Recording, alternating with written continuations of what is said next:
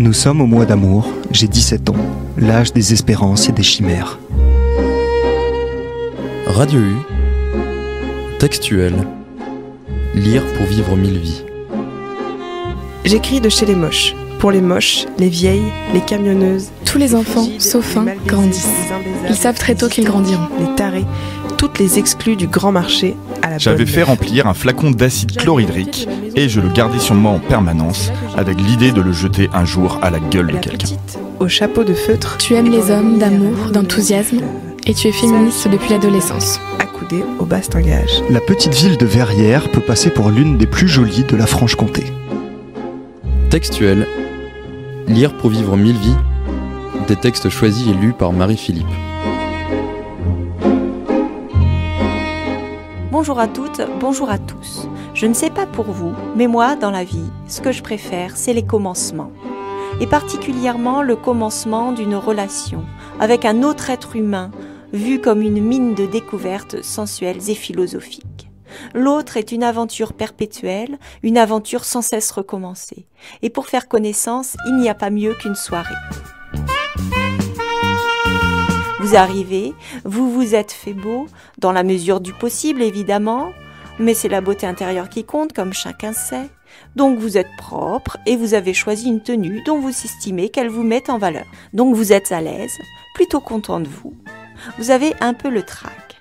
Il y aura des gens que vous connaissez et des gens que vous ne connaissez pas. Vous éprouvez un peu d'impatience, d'excitation. Vous buvez le premier verre qui rafraîchit et qui rassure. Vous vous pressez au buffet très vite, sinon vous n'aurez rien à manger. Ensuite, vous vous échauffez en allant saluer les personnes que vous connaissez et que vous avez envie de saluer. Les autres attendront, parce que vous avez repéré une jolie personne là-bas qui vous est inconnue, qui vous intrigue.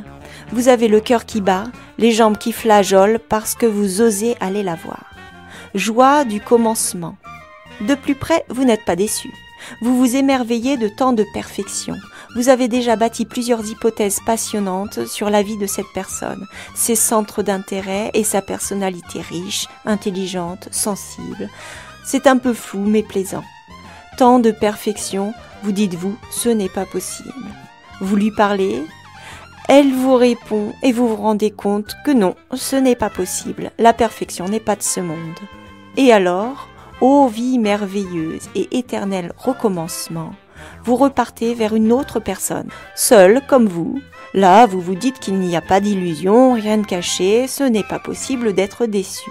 Et puis si, c'est possible, la voix est nasillarde, la laine épaisse, mais ô vie merveilleuse et éternel recommencement, vous allez pouvoir vous transporter ailleurs encore, vers de nouvelles aventures.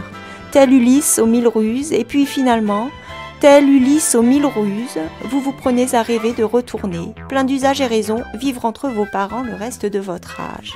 Et là, au coin de la cheminée, vous prenez un livre.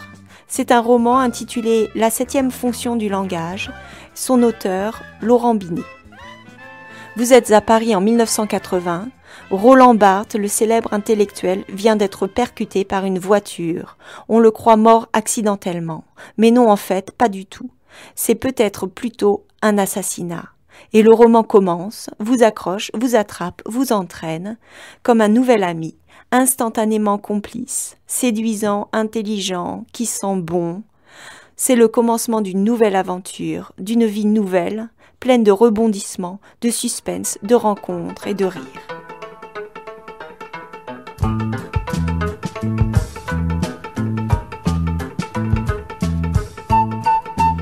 Il y a des interprètes partout. Chacun parle sa langue, même s'il connaît un peu la langue de l'autre. Les ruses de l'interprète ont un champ très ouvert et il n'oublie pas ses intérêts. Derrida. Première partie, Paris, chapitre 1. La vie n'est pas un roman. C'est du moins ce que vous voudriez croire. Roland Barthes remonte la rue de Bièvre. Le plus grand critique littéraire du XXe siècle a toutes les raisons d'être angoissé au dernier degré.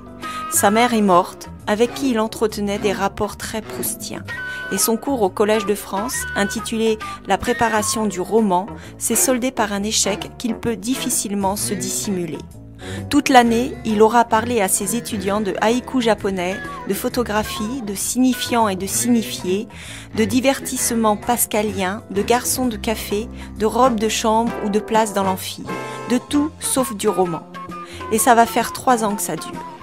Il sait forcément que le cours lui-même n'est qu'une manœuvre dilatoire pour repousser le moment de commencer une œuvre vraiment littéraire, c'est-à-dire qui rende justice à l'écrivain hypersensible qui sommeille en lui et qui, de l'avis de tous, a commencé à bourgeonner dans ces fragments d'un discours amoureux.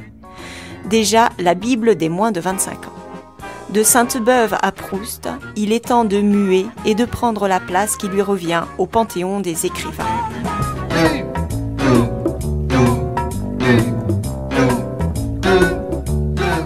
Maman est morte. Depuis le degré 0 de l'écriture, la boucle est bouclée. L'heure est venue. La politique, ouais, on verra ça. On ne peut pas dire qu'il soit très maoïste depuis son voyage en Chine. En même temps, ce n'est pas ce qu'on attend de lui. Chateaubriand, La Rochefoucauld, Brecht, Racine, Robe grillée, maman. L'amour d'un garçon. Je me demande s'il y avait déjà des vieux campeurs partout dans le quartier. Dans un quart d'heure, il sera mort. Je suis sûre que la bouffe était bonne rue des Blancs-Manteaux. J'imagine qu'on mange bien chez ces gens-là. Dans Mythologie, Roland Barthes décode les mythes contemporains érigés par la bourgeoisie à sa propre gloire, et c'est avec ce livre qu'il est devenu vraiment célèbre. En somme, d'une certaine manière, la bourgeoisie aura fait sa fortune. Mais c'était la petite bourgeoisie. Le grand bourgeois qui se met au service du peuple est un cas très particulier qui mérite analyse. Il faudra faire un article. Ce soir ? Pourquoi pas tout de suite ? Mais non, il doit d'abord trier ses diapos.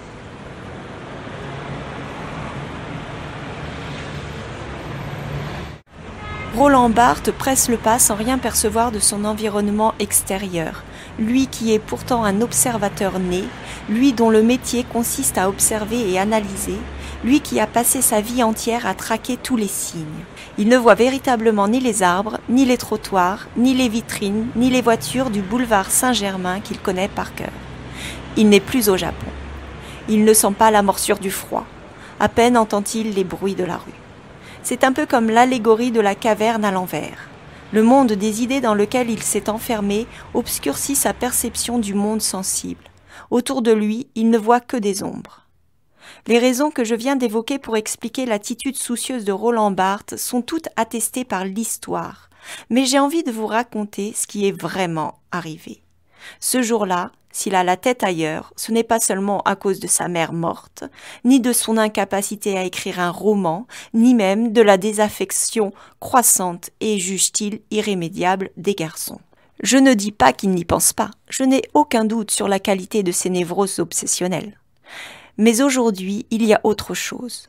Au regard absent de l'homme plongé dans ses pensées, le passant attentif saura reconnaître cet état que Barthes croyait ne plus jamais éprouver, l'excitation. Il n'y a pas que sa mère, ni les garçons, ni son roman fantôme. Il y a la libido sciendi, la soif de savoir, et avec elle, réactivée, l'orgueilleuse perspective de révolutionner la connaissance humaine, et peut-être de changer le monde. Barthes se sent-il comme Einstein en train de penser à sa théorie lorsqu'il traverse la rue des Écoles ? Ce qui est certain, c'est qu'il n'est pas attentif. Il lui reste quelques dizaines de mètres pour arriver à son bureau quand il se fait percuter par une camionnette.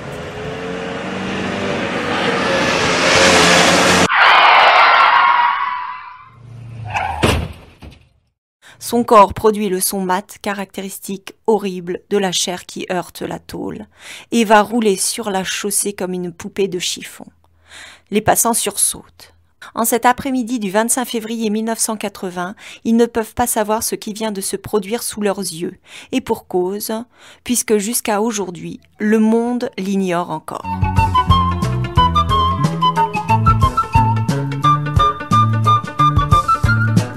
Chapitre 2. La sémiologie est un truc étrange. C'est Ferdinand de Saussure, le fondateur de la linguistique, qui, le premier, en a eu l'intuition. Dans son cours de linguistique générale, il propose de concevoir une science qui étudie la vie des signes au sein de la vie sociale. Rien que ça. Il ajoute, en guise de piste pour ceux qui voudront bien s'atteler à la tâche, elle formerait une partie de la psychologie sociale et par conséquent de la psychologie générale. Nous la nommerons sémiologie, du grec séméion, signe. Elle nous apprendrait en quoi consistent les signes, quelles lois les régissent. Puisqu'elle n'existe pas encore, on ne peut pas dire ce qu'elle sera, mais elle a droit à l'existence. Sa place est déterminée d'avance. La linguistique n'est qu'une partie de cette science générale. Les lois que découvrira la sémiologie seront applicables à la linguistique, et celle-ci se trouvera ainsi rattachée à un domaine bien défini dans l'ensemble des faits humains. J'aimerais que Fabrice Lucchini nous relise ce passage en appuyant sur les mots comme il sait si bien le faire, pour que le monde entier puisse en percevoir, sinon le sens, du moins la beauté. Cette intuition géniale, quasi incompréhensible pour ses contemporains, le cours a lieu en 1906, n'a rien perdu, un siècle plus tard, ni de sa puissance, ni de son obscurité. De nombreux sémiologues ont depuis essayé de fournir des définitions à la fois plus claires et plus détaillées, mais ils se sont contredits les uns les autres, parfois sans s'en rendre compte eux-mêmes, ont tout embrouillé et n'ont finalement réussi qu'à allonger, et encore à peine, la liste des systèmes de signes échappant à la langue. Le code de la route, le code maritime international, les numéros d'autobus, les numéros de chambres d'hôtel sont venus compléter les grades militaires, l'alphabet des sourds-muets, et c'est à peu près tout. Un peu maigre au regard de l'ambition initiale.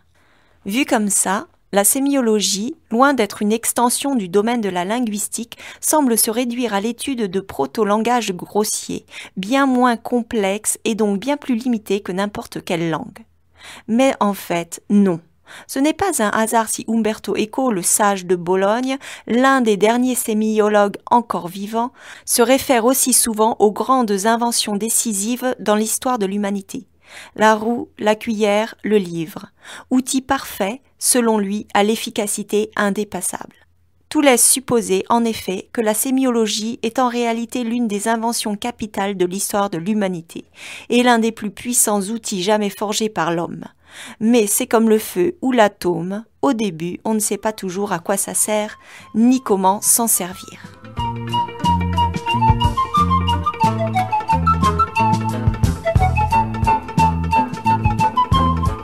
Chapitre 3. En fait, il n'est pas mort un quart d'heure après.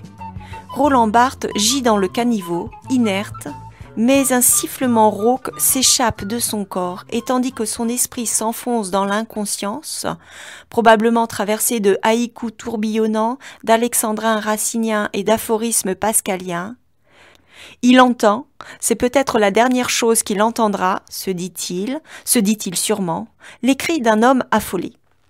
« Il s'est jeté sous mes roues, il s'est jeté sous mes roues !» D'où vient cet accent ? Autour de lui, les passants, remis de leur stupeur, se sont attroupés et, penchés sur son futur cadavre, discutent, analysent, évaluent.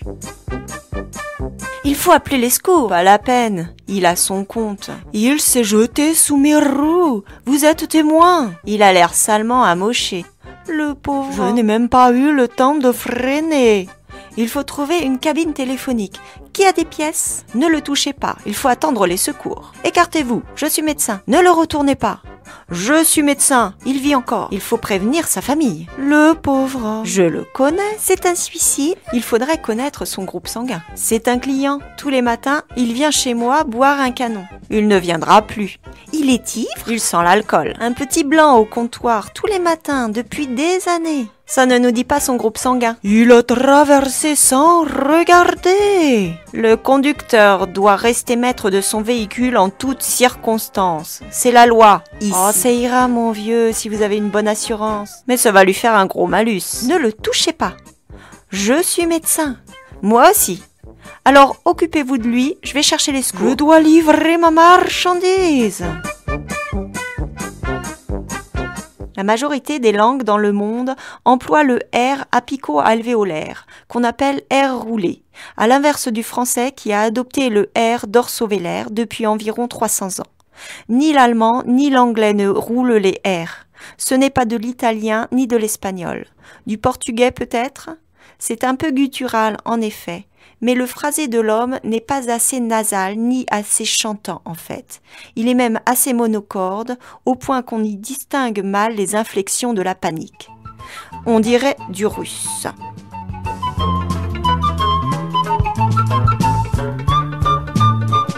Chapitre 4. Comment la sémiologie qui, née de la linguistique, a failli n'être qu'un avorton destiné à l'étude des langages les plus pauvres et les plus limités, a-t-elle pu se transformer in extremis en bombe à neutrons ? Par une opération à laquelle Barthes n'est pas étranger. Au début, la sémiologie se vouait à l'étude des systèmes de communication non linguistiques. Saussure en personne dit à ses étudiants: la langue est un système de signes exprimant des idées, et par là comparable à l'écriture, à l'alphabet des sourds-muets, aux rites symboliques, aux formes de politesse, aux signaux militaires, etc. Elle est simplement le plus important de ces systèmes. C'est vrai, et de loin, mais seulement à condition de limiter la définition des systèmes de signes à ceux qui ont vocation à communiquer explicitement et intentionnellement. Buissens définit la sémiologie comme l'étude des procédés de communication, c'est-à-dire des moyens utilisés pour influencer autrui et reconnus comme tels par celui qu'on veut influencer. Le coup de génie de Barthes est de ne pas se contenter des systèmes de communication, mais d'élargir son champ d'étude aux systèmes de signification. Quand on a goûté à la langue, on s'ennuie assez vite avec toute autre forme de langage. Étudier la signalisation routière ou les codes militaires est à peu près aussi passionnant pour un linguiste que de jouer au tarot ou au rami pour un joueur d'échecs ou de poker. Comme pourrait dire Umberto Eco, pour communiquer, la langue, c'est parfait, on ne peut pas mieux faire.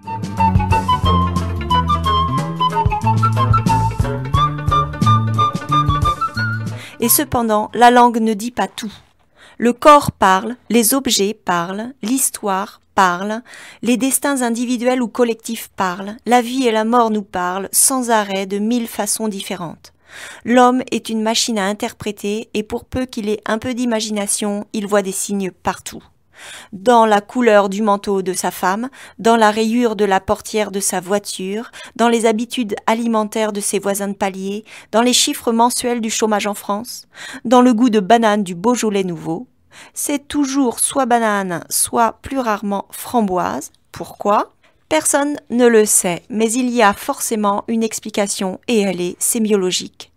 Dans la démarche fière et cambrée de la femme noire qui arpente les couloirs du métro devant lui, dans l'habitude qu'a son collègue de bureau de ne pas boutonner les 2 derniers boutons de sa chemise, dans le rituel de ce footballeur pour célébrer un but, dans la façon de crier de sa partenaire pour signaler un orgasme, dans le design de ses meubles scandinaves, dans le logo du sponsor principal de ce tournoi de tennis, dans la musique du générique de ce film, dans l'architecture, dans la peinture, dans la cuisine, dans la mode, dans la pub, dans la décoration d'intérieur, dans la représentation occidentale de la femme et de l'homme, de l'amour et de la mort, du ciel et de la terre, etc.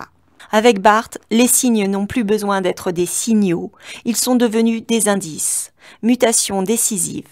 Ils sont partout, désormais la sémiologie est prête à conquérir le vaste monde.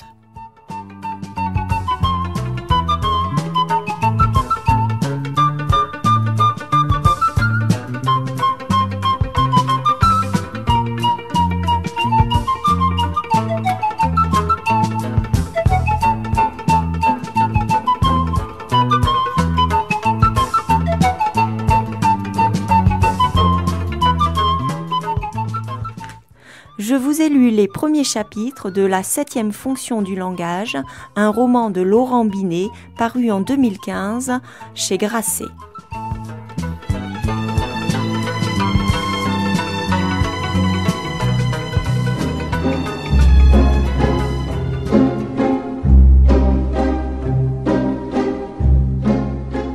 Textuel. Lire pour vivre 1000 vies. Des textes choisis et lus par Marie-Philippe.